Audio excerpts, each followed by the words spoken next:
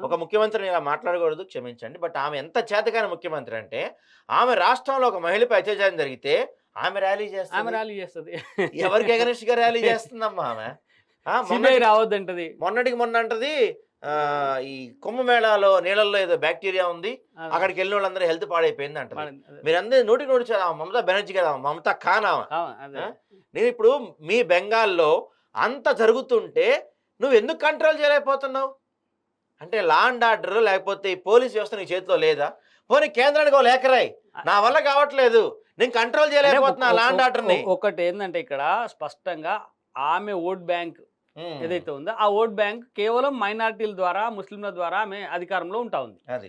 ఈ అధికారాన్ని కాపాడుకోవాలంటే ఆమె హ్మ్. ఆర్ఎస్ఎస్ పైన, విహెచ్‌పి పైన, బీజేపీ పైన, హిందువుల పైన ఇష్టం వచ్చినట్టుగా మాట్లాడాలి. మాట్లాడాలి. మాట్లాడితే ఆ ఓట్లు గంపగుత్తగా ఈమెకు పడేటువంటి అవకాశాలుంటాయి. అది. మాట్లాడకపోతే ఆ ఓట్లు పడవు. పడవు. కాబట్టి అదే క్రమంలో అక్కడ కాంగ్రెస్ కూడా ముస్లిం ఓట్లను తన వైపు తిప్పుకోవడం కోసం ఒక ప్రయత్నం చేస్తా ఉంది. దేశవ్యాప్తంగా చేస్తా ఉంది. అక్కడ కూడా చేస్తా ఉంది. అవును. అయితే ఇక్కడ ఒక బాగా స్పష్టంగా మనం అర్థం చేసుకోవాలి. కాంగ్రెస్ పార్టీ తన ఐడియాలజీని మొత్తం పక్కకు పడేసింది. హ్మ్.